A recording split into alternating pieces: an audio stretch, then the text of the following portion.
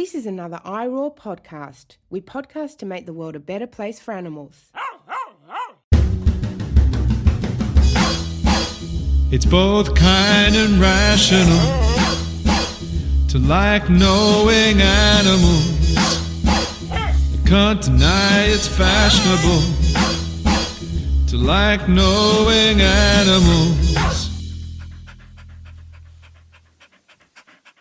Hello everyone and welcome to Knowing Animals. Knowing Animals is a podcast in which we speak to animal studies scholars about a piece of their work. My name's Josh Milburn and I do like knowing animals. We're back! After a hiatus, I'm very happy to return to regularly recording episodes of Knowing Animals.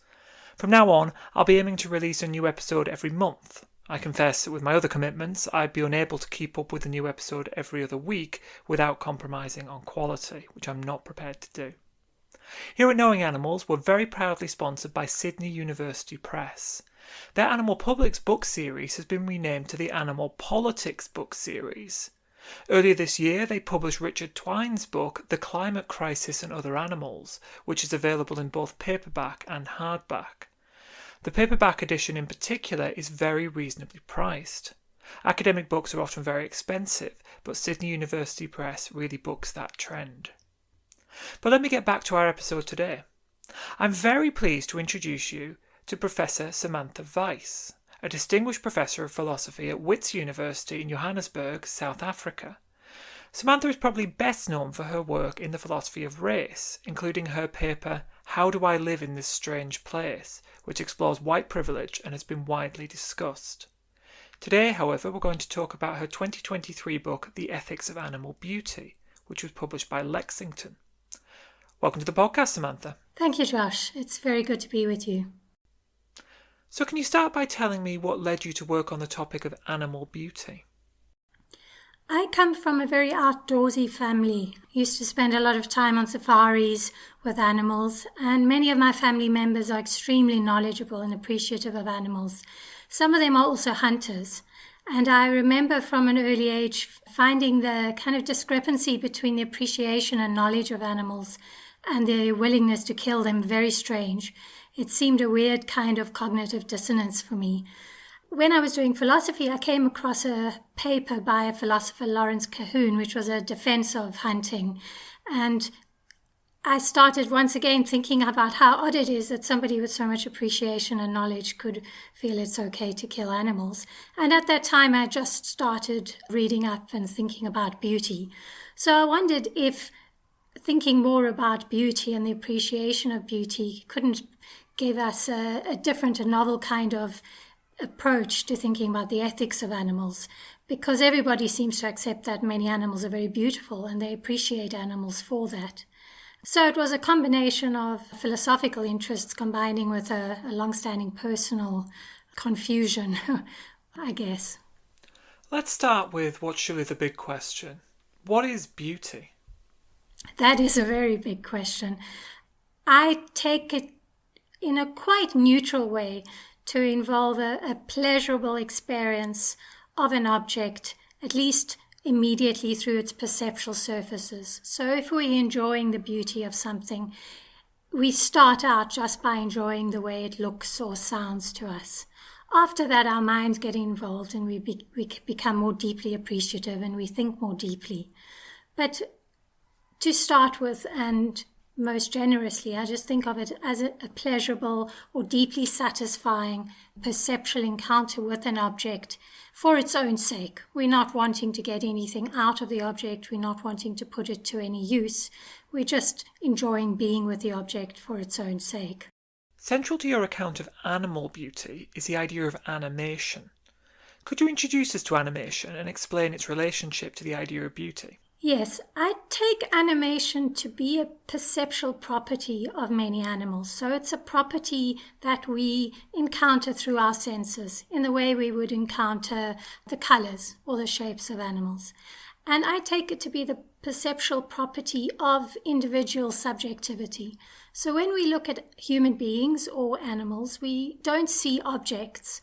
We see living, subjective creatures with perspectives on the world. And I think that in many animals, that is what we're appreciating when we're appreciating their beauty.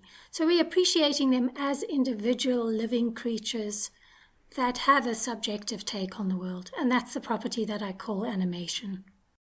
So am I right in saying that animation is something that we perceive? It's a subjective thing, rather than something that's objectively out there in the world? Or could we perhaps discover animation? I think we could discover animation. And I think one of the ways that we do discover it is by a certain kind of attitude we can take up towards animals and living creatures. And that's what I call disinterestedness, which is a very old and influential notion in aesthetics, in philosophy. And to be disinterested is to approach an object with no ulterior motives, with no need for the object to satisfy your desires, with no need for you to put the object to use. And I think if we approach objects with an interest in them, without ourselves getting in the way, we can recognize them to have animation. We can perceive their animation if it isn't already apparent to us. Very often it's completely apparent, especially with our domestic or our companion animals. We see these creatures as individuals. That's just how they come to us perceptually. But very often we don't recognize it when it's there. And then if we take this disinterested attitude or stance towards animals, I think it will be revealed to us, ideally. Do you think all animals have animation, or is it just, say, vertebrate animals? I leave that open in my book. I think all mammals and probably birds will have animation.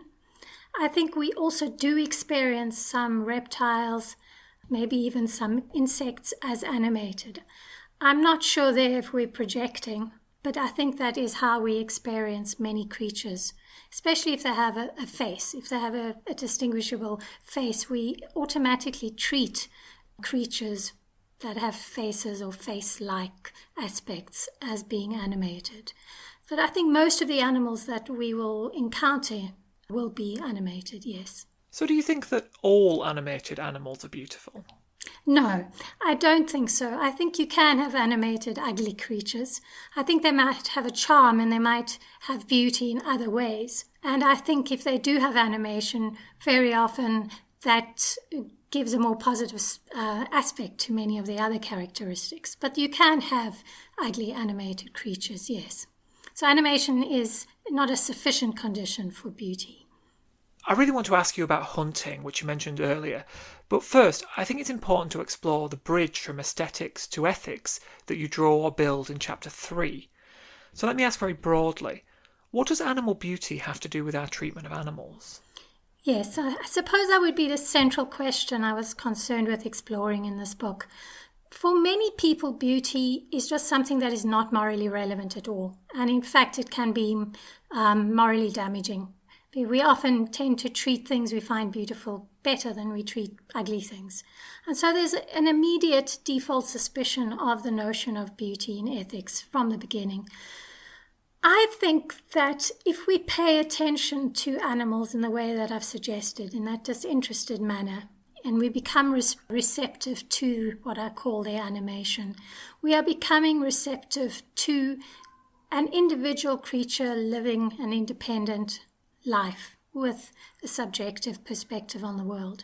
And I think taking that seriously and fully appreciating it as beautiful brings with it ethical commitments to respect or to care for that creature as the individual creature it is. So I think fully responding to the beauty of an autonomous individual creature by harming it or putting it to use or killing it or just disregarding it is failing to respect the property of animation. And so it's failing fully to appreciate it. So I think that internal to the aesthetic appreciation of animation, when it's appropriately working, are ethical commitments. And that's what I was trying to unpack and argue for in the book. My favourite chapter was Chapter 4, where you address hunting head on. And it's interesting to hear you say that hunting was one of the main motivations for thinking about this topic for you. You write that the ethical case against sport hunting is clear, so you don't criticise hunters on, say, animal rights grounds. Instead, you address them on aesthetic grounds. Could you explain to us why you chose to take this approach, which I would say is perhaps not the obvious approach to take, and introduce us to your criticism of sport hunting? Yes, as you say, it's not at all a usual approach. I have found it through many discussions with people that they often accept all the arguments for animal rights or for animal welfare without it having automatically any motivation to change their behavior. And I was interested in that. I was also struck when I was reading accounts by hunters themselves of how often appreciation of the beauty of nature and animals figures in their accounts. It's central to the narrative that they set up of a day's hunting. They're usually descriptions of the beauty of nature, the magnificence of the animals. And so I wondered, if we start with that common appreciation of animals, perhaps our conversation could get somewhere or become more fruitful in ways that just appeal to arguments about rights or welfare wouldn't always do. And what I do in that chapter is look at a few hunting accounts and explore how they're describing the encounter with the animal and setting up the encounter, exploring how the narrative of that day goes, and exploring how their appreciation of beauty figures in it, how they respond to beauty, and then what seems to go wrong at a certain point in those narratives, where they appreciate the beauty and yet they are still willing to take the shot. I think, again, the notion of disinterestedness plays an explanatory role there, because we find that the whole point of the day's outing, the whole point of the hunt, is this encounter with the animal that ends in the hunter victorious, with the death of an animal, and that death comes about through their own hands. It's a deeply instrumental and power-based relationship right from the start. And that is not the disinterested kind of aesthetic attitude that I've been talking about in the book. So if they carried through with a purely aesthetic appreciation of the animal, I think it would be very difficult for them to follow through with the kill. One of your particular concerns is taxidermy. Let me ask what might be quite a tricky question.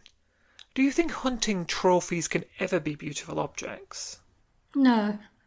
That is an interesting question. I never actually asked myself that question in that chapter. But no, I don't think so. I think if you look at these trophies, they can sometimes seem noble or magnificent if they're very fine specimens. But spending any longer than a moment with them, I think the contradictions that trophy expresses just make appreciating it as beautiful impossible. It is interesting how you mentioned before that the face is key to animation, and yet in many trophies it's the face that is preserved. Yes, and I found that deeply interesting.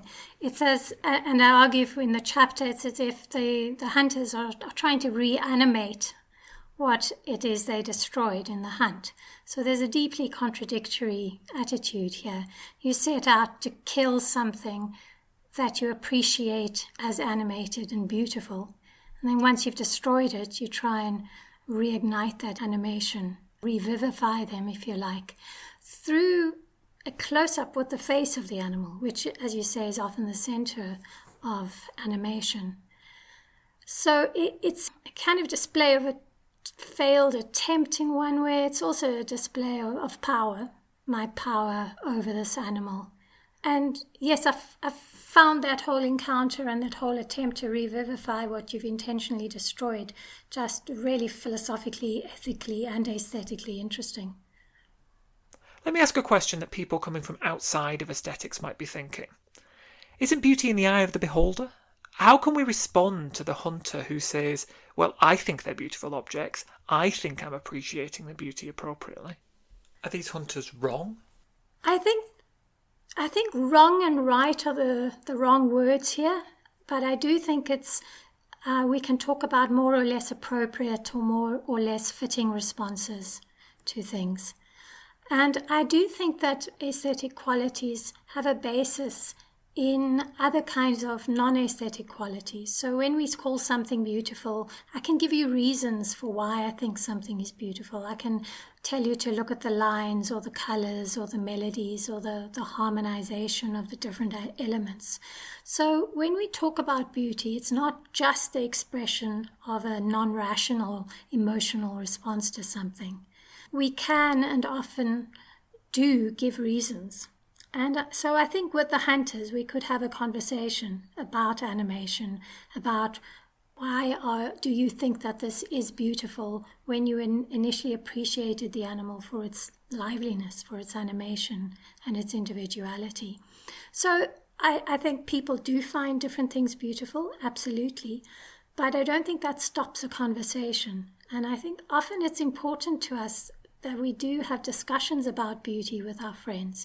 If you find a particular film amazing or some music has changed your life, you want them to understand what you saw in it, and you think that you can persuade them to see things from your point of view. And so I take aesthetic responses to be in that realm of reason giving as well. So beauty can open out a conversation rather than just shut it down. Yes, good. And I think it's important to say that you're offering a positive vision as well. You're not just criticising how other people think about animals. So a more fitting approach to wild animals, you suggest, is to think about them in terms of wonder. What does that mean? Wonder is another term that comes up quite often in nature writing, of course, and often in hunters' own accounts. There seems to be a sense of an encounter with something that is valuable or more valuable than you are, more valuable in a way that's perhaps just beyond your grasp, that makes you feel humble before it. And so I think that is a fitting response to the beauty of wild animals. And we do see it in hunters' narratives, as I said, and then they seem to stop it with the need to overpower that wonder. So I think there are a whole constellation of attitudes that go along with the appreciation of beauty, like awe, like humility, like wonder, as you said, like gratitude as well. And perhaps a different constellation go along with our appreciation of domesticated animals.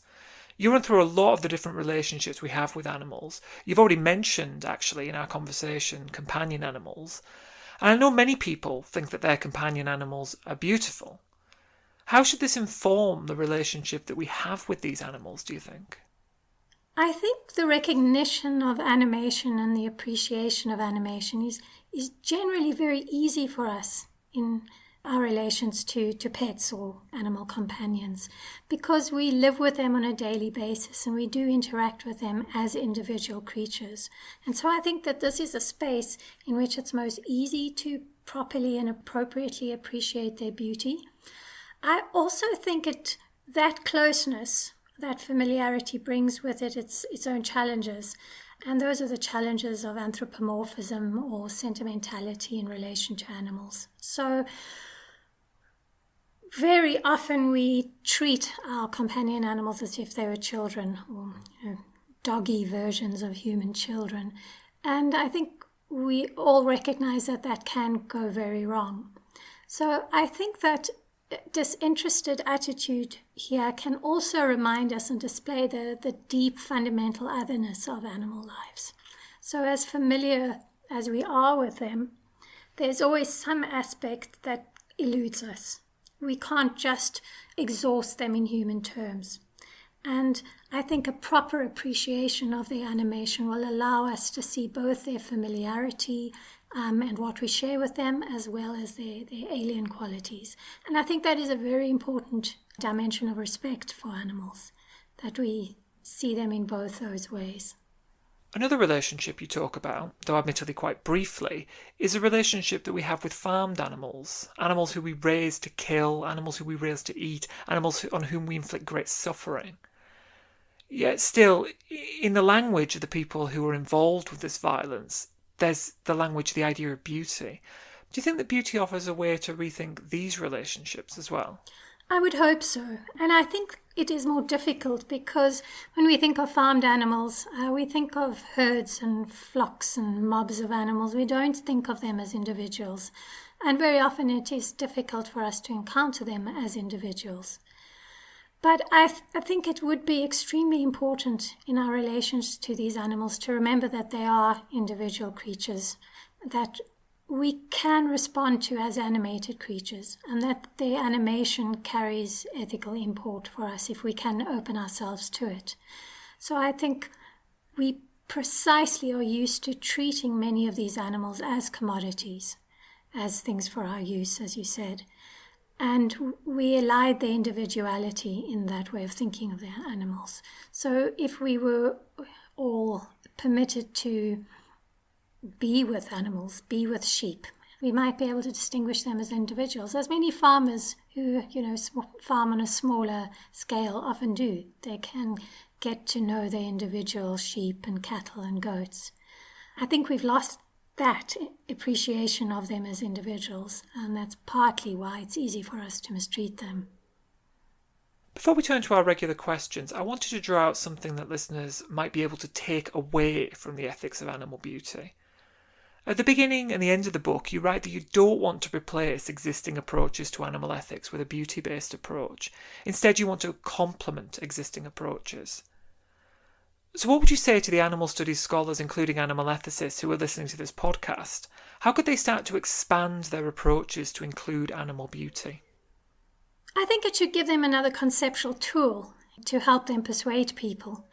As we talked about at the start, people are suspicious of beauty, and so it feels like it's a trivial or shallow thing to speak about, especially when we're talking about harms and serious harms to other living creatures. Talking about their beauty just seems like missing the point or changing the subject or being deeply disrespectful. But I think if we can start discussions with people on a fairly uncontroversial note, which is that we really appreciate the beauty of animals, and that's often what we care for in animals, that could just lead us to the same conclusions, but through a different route, perhaps. Might open our eyes to seeing animals in a different way, and seeing them in a different way might allow us to treat them in different ways. Now, Samantha, we ask every guest on Knowing Animals 5 quick questions. Are you ready for your 5 quick questions? I'll try. Can you recall the first piece of pro-animal scholarship you ever read? My answer's quite boring here. Like many people, it was Peter Singer's Animal Liberation, which I encountered as a first-year philosophy student many years ago. Peter Singer gave me, conceptual tools to think about the discomfort I'd felt for a long time. So he was very important. Can you recall the first piece of pro-animal scholarship you ever wrote? While I've taught animal ethics for a very long time, it's only fairly recently I've started writing and researching it. So my first paper came out in 2017, also called The Ethics of Animal Beauty, and that paper is a precursor to this book. The book I try to expand the ideas that I originally set forth in that paper. So that would have been the first time I wrote on animals for publication. If you had to name one animal studies scholar who's had a big impact on you, who would it be? Yes, I took some time to think about this one and it was difficult to answer. In the end, I decided Vicky Hearn's book on training animals called Adam's Task. She's a philosopher and an animal trainer. Her methods are quite controversial. Not everybody agrees with the training methods, but she really just opened my eyes to the different kinds of relations between humans and animals, and a kind of respectful relation. She gave me a different picture of it from the way I'd usually thought about it. So I would recommend that book. What do you think is the most important thing that academics can do for animals? Teach it.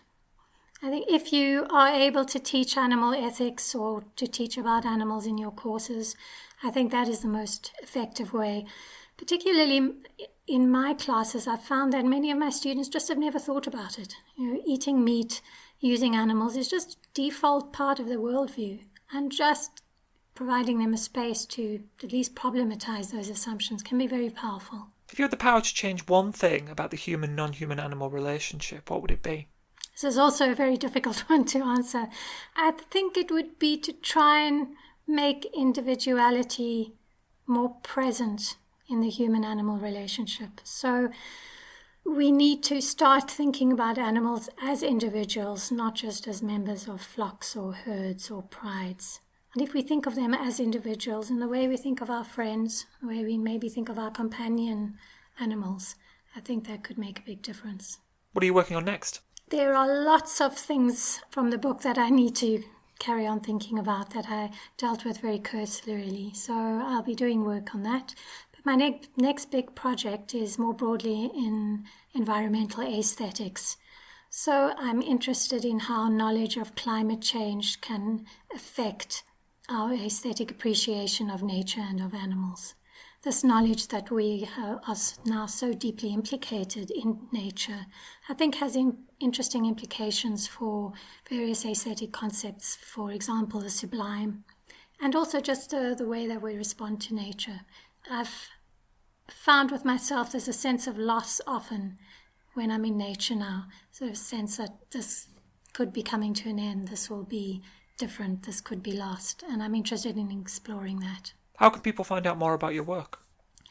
My web presence is not very reliable, so I'm happy for people to email me.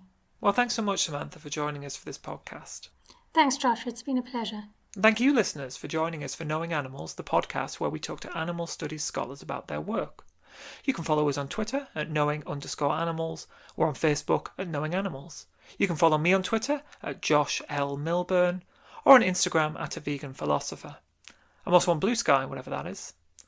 Please don't forget to tell others about us, spread the word, and review the podcast where you found us. I'm Josh Milburn, and I do like knowing animals.